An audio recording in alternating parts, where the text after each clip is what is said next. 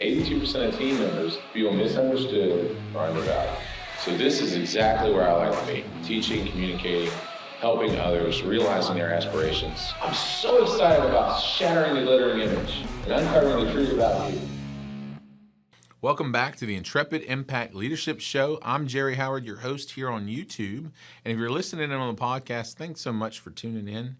Intrepid Impact Leadership sits at the intersection of faith, leadership, and business, which to us are as inseparable as Father, Son, and Holy Spirit.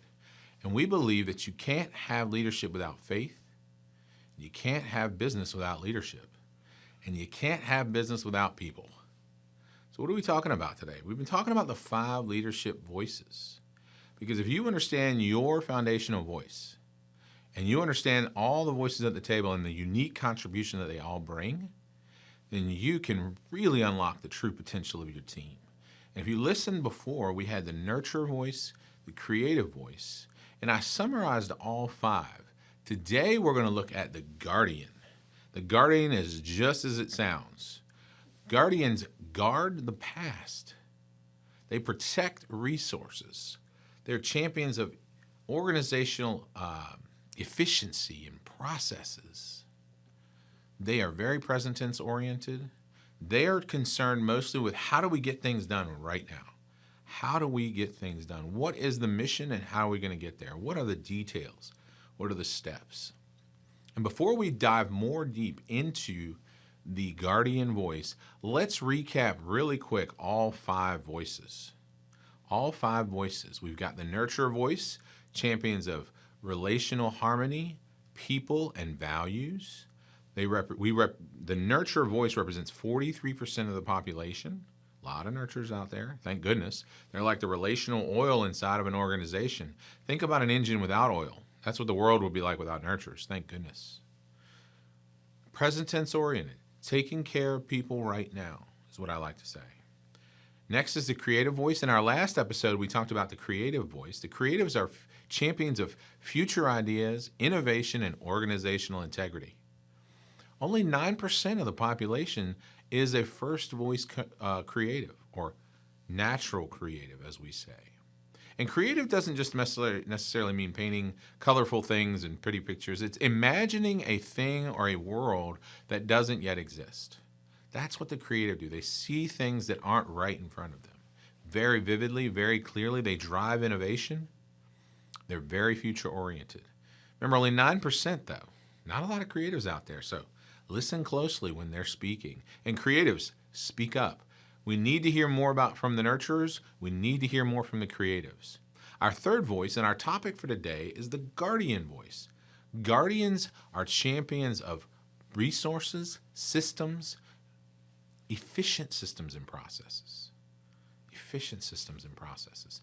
30% of the population speaks guardian as their foundational voice, as their first in their voice order, as you've heard me describe before. And they're very present tense oriented. Present tense oriented. What does that mean? That means how do we do things right now? What are the steps to get a thing done? You'll know the guardian in the room, especially if they're bought in, because they're going to be asking the difficult questions. They're going to be asking the difficult questions. If they're frustrated, they might say, how do you expect us to do that? Right? Probably won't fly off at the handle really bad, but they're going to pose that question. The next voice is the connector. Connectors are champions of relational networks, very future-oriented. The future of, hey, this person that I'm meeting today might have value for the organization or for me in the future. So they're future-oriented when it comes to people, very extroverted. And they are champions of internal collaboration and effective communication. 11% of the population speaks connector as their first voice. So again, 1 out of 10, not unlike the creative, really. 9% versus 11%. Not many connectors out there, so put them out there in the front of the organization. Let them be the one that shares the new information or shares that exciting idea. Nobody's going to do it better than the connector. And remember, there's no half-life on the relationship with a connector. If they haven't seen you for 5 years and they see you now, they may as well have had dinner with you last night. That's how excited they are to see you. Remember, they have 1,000 best friends and 10,000 connections, and they all could be a great asset to your organization. Don't forget to pat them on the back for that, though. They love being a connector for others. Last, but certainly not least, is the mighty pioneer, or if we want to joke, we say the warm and cuddly pioneer. Pioneers are champions of winning. We call that strategic vision, problem solving, winning. Sometimes they overlook people in the process, but I always like to say it's not necessarily their fault, it's how they're wired. My dad's a pioneer. He can't help it. But what we can do is teach the pioneer to value all of the other voices, let them go first in order. So we let nurturers speak first, creatives speak next, guardians ask their questions, connectors share the ideas. Then the pioneer has all the information they can to strategically win. They're also very future-oriented, all about winning. All about winning. So those are the 5 leadership voices. And remember, the concept that we want you to understand is that everyone speaks, but not everyone is heard. Everyone speaks, but not everyone is heard. Who is heard? Who speaks? Well, we all speak, but so often we don't hear all the voices in the room. And that doesn't mean that the other voices that are quieter can't be loud. They might be loud, but nobody's hearing them, or nobody's understanding, or maybe they're not speaking up, or maybe their ideas have been disregarded. So let's look at what this dynamic causes. We can see here that teams function at less than 60% of their potential.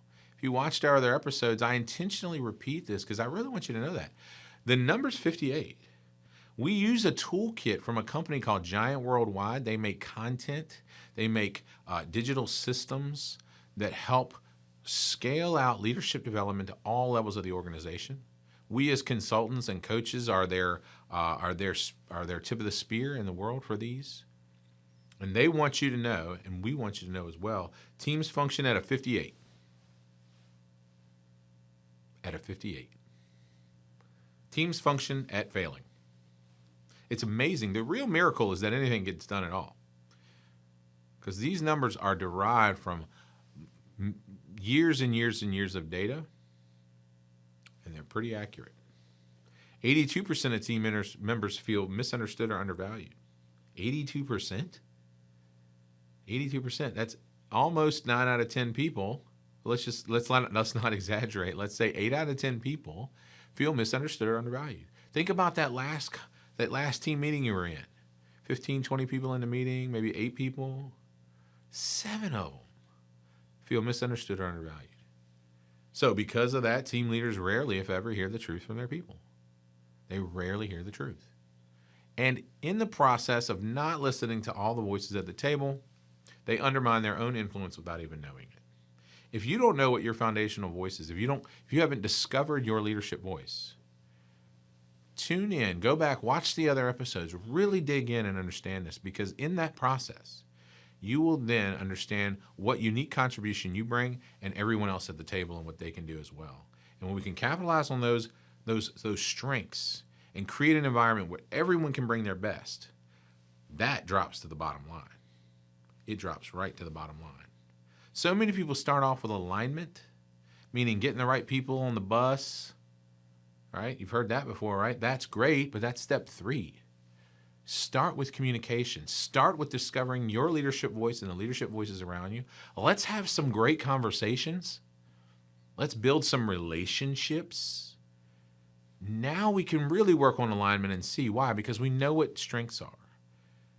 We know what the strengths are.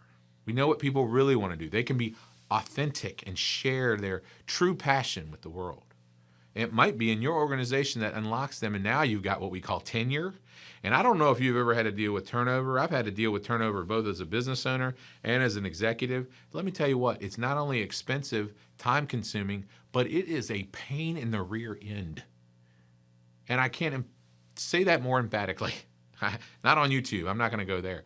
The point is, we can solve that problem by establishing communication that everyone understands, a language of leadership, building those relationships, then work on alignment. And guess what happens then? That's right. Execution. Then we execute at much higher levels. What if you could execute at an 80, 90% level of your team's potential? And when we're talking about potential, I love to use the atomic bomb. And I know that sounds kind of, grandiose, but think about it. In every molecule in every person's body is atoms. Within those atoms is enough energy to create an atomic explosion. So when I think of teams, I think of every person having trillions of cells, having trillions of potential. That's the potential. It's in there. You can unlock it, and we work together. That's synergy. And in fact, if you really want to know what synergy is, I love the Bible. We sit at the intersection of faith, leadership, and business. Let's look at what Jesus said about synergy. Where 2 or 3 are gathered in my name, I am in the midst of them. Where 2 or 3 are gathered in my name, I'm in the midst of them. Tapping into what, I believe it was Napoleon Dynamite, I love Napoleon Dynamite. It's no wonder that I said that. Napoleon Dynamite is a great movie if you haven't seen that. But what I was saying was Napoleon Hill said we tap into infinite intelligence. Infinite intelligence. Stephen Covey, I think, coined synergy. Synergy is where the sum of the parts, or the whole is greater than the sum of the parts. The whole is greater than the sum of the parts. So you can see in many different ways we recognize of bringing the true potential of the team together. And you can do that. And once you've done that, once you've executed, now your capacity manifolds. It increases, probably substantially. You'd be surprised what 3 people with synergy can get done. It might far outweigh the team of 10 you may have had at some point in the past. Or think about what 100 people could do that are all synergized versus what 1,000 that are all in the pit of despair. Discover your leadership voice. Unlock the potential of people. Don't undermine your own influence. And you can do that by learning the voices. So, what's the point? What if every voice at the table was truly valued, heard, and appreciated? That's what we're searching for. Because once we establish that communication, that language of leadership, build those relationships of trust, then our alignment can get right. Because you might have somebody on the wrong seat, but if you don't know them, you can't put them in the right seat. Just because you hired them for director of whatever position doesn't mean that they should be there. They might not even know. They might not know. No one has ever asked them what do they want. They were just trying to get a job. So what if every voice at the table were truly valued and appreciated? So again, we talked about know yourself to lead yourself. What the voices help us realize is those tendencies. Those tendencies of your voice and your personality are things you're not going to control per se. You just don't have to be a victim to it. As you've heard me say before, you become a jail inspector by going to jail. You don't get a clipboard and a name tag and go walking around the jails. There may be a job out there like that, but that's not what I'm talking about. Jerry's tendency to drink too much landed him in there many, many times. Tendencies. You do not have to be a victim to it. Just like me, you can change the actions that you take. Change the actions that you take, create a different reality for yourself. Know yourself to lead yourself. Know yourself to lead yourself. Why the voices? Know yourself to lead yourself. Once you lead yourself appropriately, the way you're best designed, in my opinion, then you can bring your best to the team. Then you create a place where they can bring their best. Let's look at the 5 leadership voices again. We've got nurturer, creative, guardians, what we're going to talk about today, connector, and pioneer. This is the tool. You can take a screenshot of this. This is the tool that you should really carry around in your pocket. And it's not for you to go around pointing the finger and saying, oh, you're a guardian, you're a pioneer, oh, you did this, you do that. We show up all the time in different voices. We show up all the time in different voices. You might have thought, if you'd have known me 3 years ago or so, you might have thought I was a pioneer. When I was in sales, you might have thought I was a connector. I still connect people today. It's fun. My foundational voice is creative. Seeing the future, idea, innovation, organizational integrity. Very important to me. All right? So remember, we talked about these before. We've got 6 assumptions we want to keep in mind. Your voice is all 5. Some are stronger than others or more natural for you. Maturity allows you to value the contribution of each voice. So if you don't value the contribution of each voice, implicitly you might not be acting mature enough. Everyone at the table has a voice. You need to respect it. So support is bringing the truth in a loving way. I love you. I want you to succeed, but I'm telling you right now, every voice at the table has value, whether you think it does or not. And the mature leader knows that. Remember, when you have a voice order, nature, nurture, and choice. Nature, how you're wired. Nurture, how you raise. The choices you made all go into your voice order. For example, pioneer's my third voice. My dad's a pioneer. Done a lot of pioneering things, probably something I learned. That doesn't mean I can't speak Guardian. Guardian's my fifth voice. The hardest for me to access, wears me out when I do, takes intentionality. But that doesn't mean I can't speak it. I was a United States Marine. We're good at details, efficiency, moving fast. I still take a shower in 7 minutes. I promise I'm clean. Don't assume you know what someone's voice is, and don't assume you know what each word means. Let me define the word. So we've defined a nurture voice previously, creative previously, and today we're going to talk about the guardian voice. Guardians are champions of due diligence, resources, efficient systems and processes. Due diligence, resources, and efficient systems and processes. I love to say, one of my companies is in construction. I love to say the Guardians are on time and under budget. On time and under budget.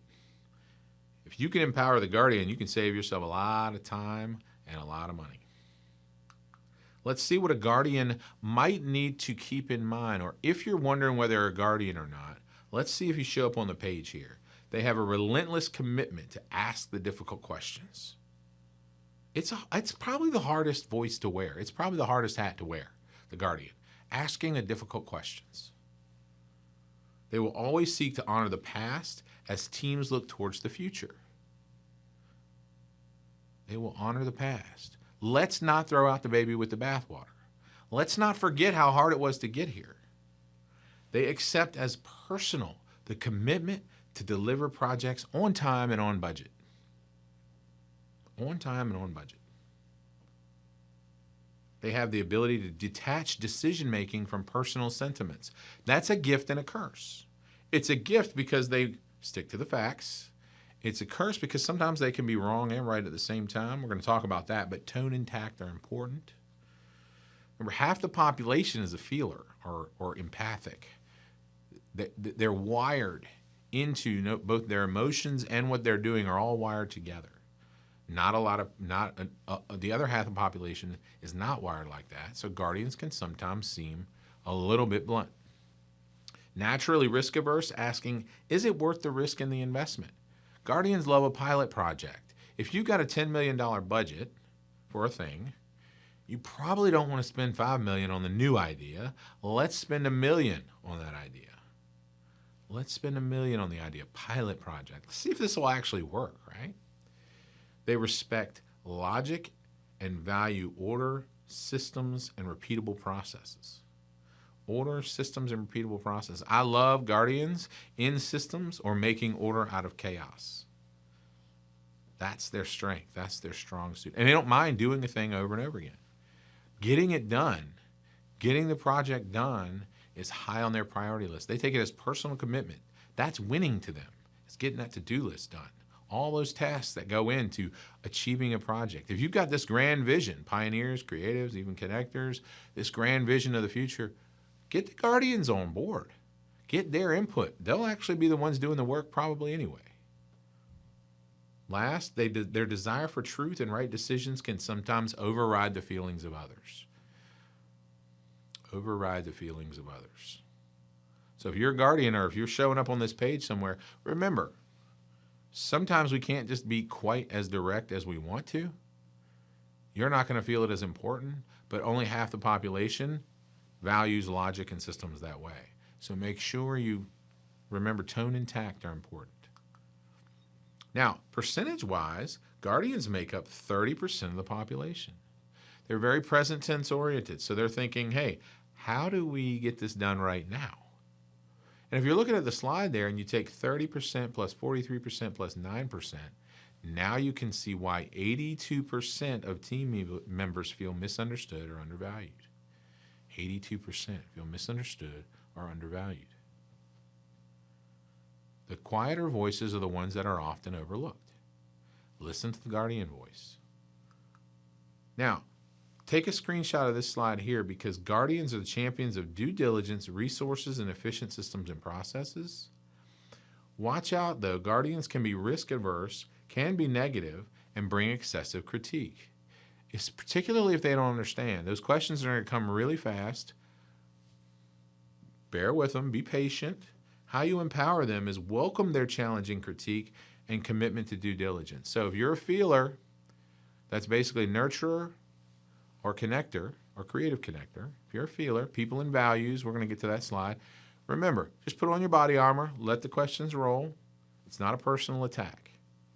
Now, recognize and value their commitment to due diligence. Remember, population is 30% guardian. 30% guardian.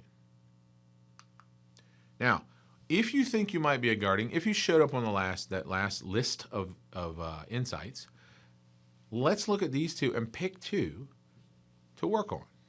Pick the top two to work on if you think you might be a guardian as a first voice, as a foundational guardian. Remember, how you communicate is important, volume and sensitivity. It's possible for you to be right and wrong at the same time. You might be saying the right thing, but saying it in the wrong way. Tact is what we call that. Learn to value the future-oriented voices. They drive innovation and progress. I know you don't like the goalpost to be moved. It drives me a little bit crazy too, and I am a creative, right? But here's the point. We're just entertaining the idea. It's provisional, as we call it. We're just thinking out loud here.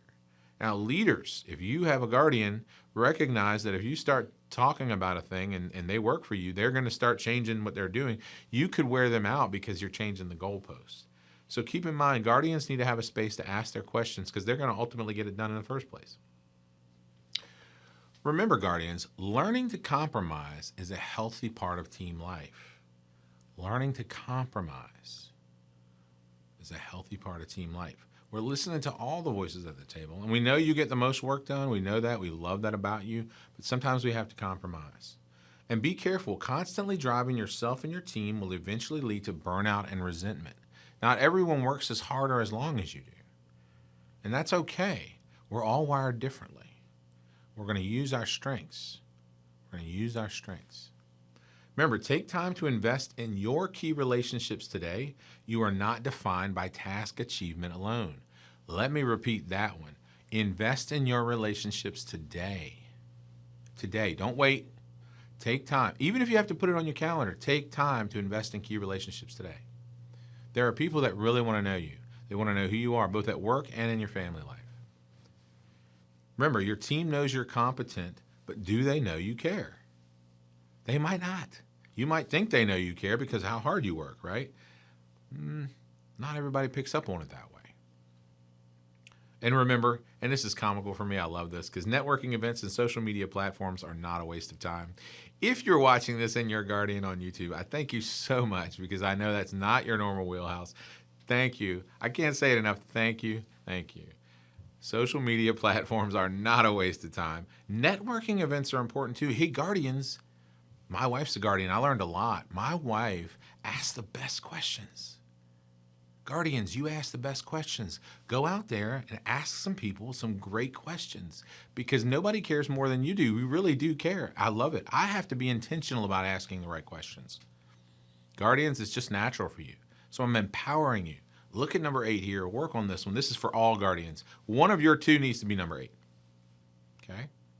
Social media, of course. We love YouTube.